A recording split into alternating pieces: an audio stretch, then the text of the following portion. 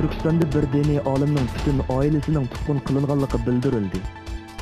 Eng yangi uchurlarga asoslanganda, Sharq Turkistonning Xotan viloyati Qarqosh noyasida 50 yoshli Ablajon Damollamning tutqun qilinganligi. Orqasidan oilasi va bolalarining bir-birlab tutib ketilganligi o'ttirig'i chiqdi. Ablajon Damollam burun Qarqosh islom jamiyatida vazifa o'tagan bo'lib, keyinchi Sharq Turkiston miqyosida o'xshash bo'lmagan vazifalarda bo'lgan.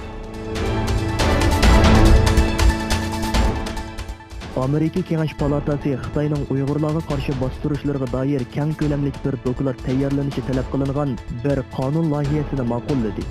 Demokratlar partiyasidan Kengash palata a'zosi Bob Menendez va Cumhuriyetçi Kengash palata a'zosi Marco Rubio birlikda sungan Uyg'ur kishilik huquq siyosati qonun loyihasi Amerika Kengash palatasida ma'qullandi. Mazkur qonun loyihasida Amerikada yashayotgan Uyg'urlar uchrayotgan parokandachilik va tahdidlarni tekshirish talab qilingan.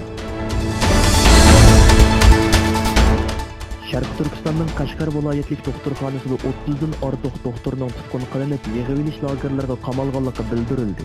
Eng yangi uchurlarga asoslanganda, Qashqardagi bir doktorxonada ishlaydigan Abduqayyum Tavakkul va Anvar Abdukerim bilan boshqa Uyg'ur doktor va xodimlardan bo'lib 30 dan ortiq kishining tutqun qilinib, jazo lageriga qamalganligi o'ttirig'i chiqdi. Mutaxassis doktorlarning xalq orasidagi ta'siri va qo'lga keltirilgan natijalarining tutqun qilinishiga sabab bo'lganligi ilgari surildi. Yevropa İttifaqının Fransiya, Germaniya, Italiya, Angliya va Ispaniya qatorliq asosliq 5 davlati Iordaniya daryosining g'arbi qirg'oqi, Iordaniya vodiysi va O'lik dengiz shimoliy qirg'oqlarining ishg'oliga doir bayonotdan qattiq andisha his qilganligini bildirdi.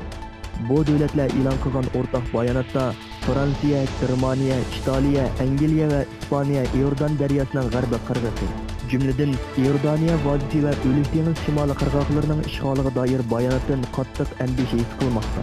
Agar bular amaliyotda xalqaro qonunlarga og'ir darajada xiloflik qilganlik bo'ladi. Amerika Mudofaa Ministerligi Suriyaning sharqiy shimoliga yana 150 askar avatishga tayyorlanayotganligi ilgari surildi.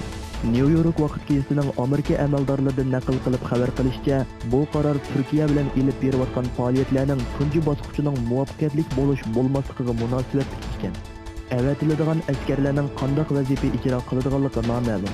Lekin Beshburjaklik bino va markaziy qo'mondonlik shtabi Anadolu agentligi muxbirining bu haqdagi savoliga inkor qaytarmadi.